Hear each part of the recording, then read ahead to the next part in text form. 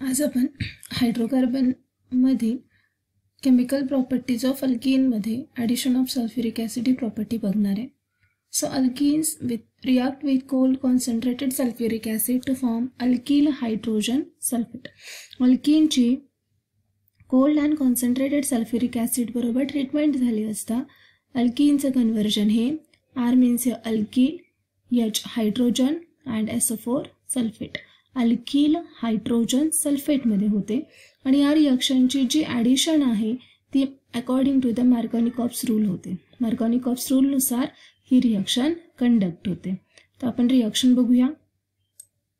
तर इथे आपण इथिन हा घेतलाय आणि इथिनची रिॲक्शन आपण cold and concentrated sulphuric acid बरोबर केली असता इथं आपण घेतलेला जो अल्किन आहे तो सिमेट्रिकल अल्किन आहे. सो सिमेट्रिकल अल्किन घेतला असता मार्कोनिकॉप्स रूलची गरज नाही आहे. मार्कोनिकॉप्स रूल आपण कुठे वापरणार, तर अल्किन हा अनसिमेट्रिकल घेतला असेल तर.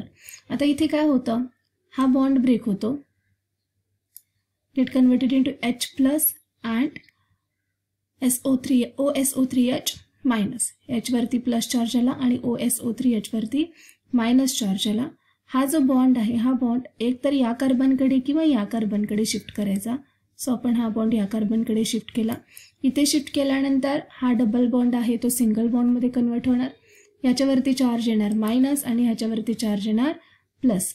सो हा याचा जो आहे तो कुणाकडे जाणार, ज्या कार्बनवरती चार्ज मायनस आहे त्याच्याकडे. सो पुढचा प्रॉडक्ट आपला कसा मिळेल बघा. इथे पुन्हा बघा काय केलं आपण, हा सिंगल बॉन्ड आहे तो या कार्बनवरती शिफ्ट केला. हा बॉन्ड इथून ब्रेक झाला, ह्याचं कन्वर्जन झालं H प्लस आणि OSO3H मायनसमध्ये. या कार्बनवरती मायनस चार्ज येणार, या कार्बनवरती प्लस चार्ज येणार. ज्या कार्बनवर मायनस चार्ज आहे त्या कार्बनकडे कोण जाणार, हायड्रोजन. आणि इथं प्लस चार्ज म्हणजे कार्बोकेटायनचं फॉर्मेशन होतं. आणि हा जो कार्बोकेटायन आहे प्लस चार्ज जो आहे त्याच्यावरती कुणाचा अटॅक होणार आहे, तर न्यूक्लियोफाईलचा. न्यूक्लियोफाईल कोण आहे, इथं आपण जनरेट केलेला आहे OSO3H मायनस. म्हणजे हा OSO3H मायनस जो आहे तो या कार्बनकडे येतो. सो आपली रिॲक्शन कशी होणार आहे बघा. See our product is ethyl hydrogen sulphate. आता हा जो आहे एवढा पार्ट, हा याला आपण म्हणणार इथिल, हा हायड्रोजन आणि हा SO4 दॅट इज सल्फेट. त्याचं नाव आलं इथिल हायड्रोजन सल्फेट. आता इथं आपण सिमेट्रिकल अल्किन घेतल्यानंतर रिॲक्शन ही अशा पद्धतीने होते की कोणत्याही कार्बनला हायड्रोजन आणि कोणत्याही कार्बनला OSO3H हा पार्ट जोडला तरी चालतो. पण अल्किन जर अनसिमेट्रिकल घेतला तर रिॲक्शन कशा पद्धतीने होते हे बघूयात. सी इथे आपण प्रोपीन हा अनसिमेट्रिकल अल्किन घेतलाय आणि ह्या अनसिमेट्रिकल अल्किनची रिॲक्शन आपण सल्फ्युरिक ॲसिड बरोबर करते. तर हा HOSO3H ऐवजी H2SO4 लिहिला तरी चालतो. इथं रिॲक्शन होत असताना रिॲक्शन कोणत्या पद्धतीने होणार आहे, तर reaction takes place according to the Markovnikov's rule. Markovnikov's रूलनुसार रिॲक्शन होणार आहे. म्हणजे कशी होईल, तर हा जो डबल बॉन्ड कंटेन करणारे हे जे दोन कार्बन आहेत ह्या दोन कार्बनला ॲडिशन होते. आणि ॲडिशन कोणाची, एका कार्बनला H प्लस आणि एका कार्बनला OSO3H मायनसची.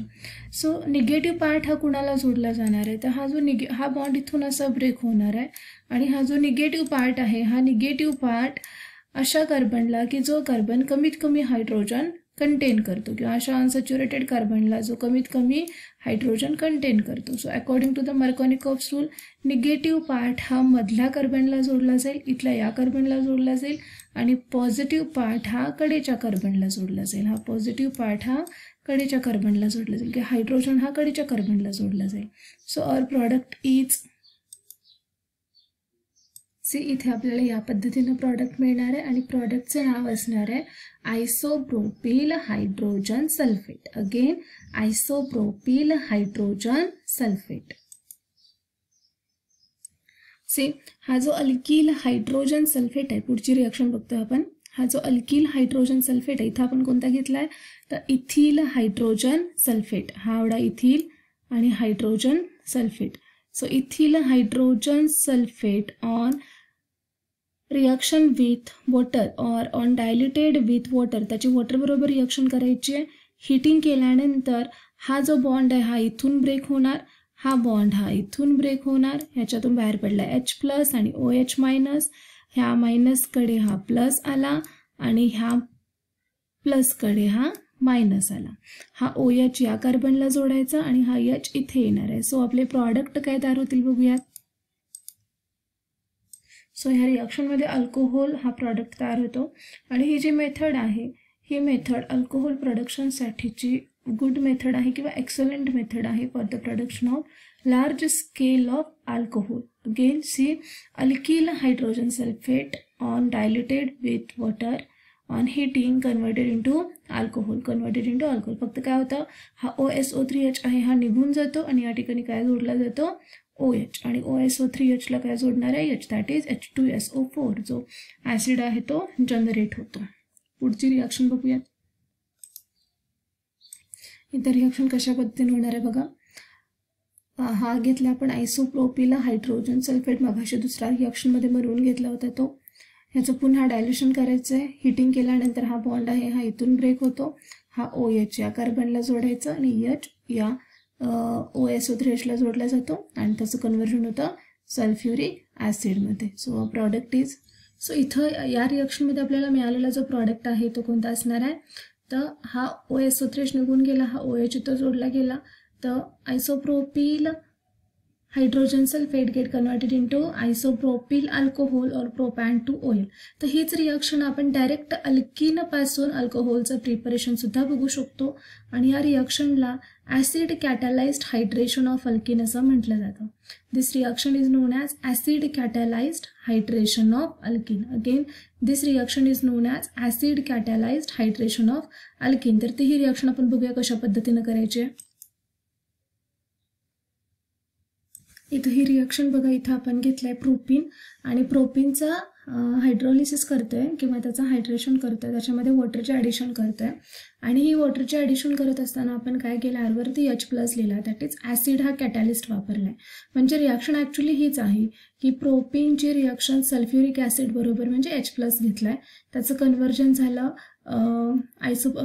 हायड्रोजन सल्फेटमध्ये किंवा अल्किल हायड्रोजन सल्फेटमध्ये आणि जो अल्किल हायड्रोजन सल्फेट आहे त्याच्यामध्ये आपण वॉटरचे ॲडिशन केले असं आपल्याला काय मिळाला, अल्कोहोल मिळाला. तर हे फक्त एकाच स्टेपमध्ये करायचं आहे. तर हा कॅटॅलिस्ट म्हणून वापरायचा आहे, ह्याच्यापासून तयार झालेला हा प्रॉडक्ट इथे लिहायचा नाही आहे, हा कॅटॅलिस्ट म्हणून वापरायचा आहे आणि ह्याचंच हायड्रेशन करायचं. हायड्रेशन करत असताना जी ॲडिशन आहे ती अकॉर्डिंग टू कोणत्या नियमानुसार होणार आहे, तर मार्कनिकॉफ्स रूल.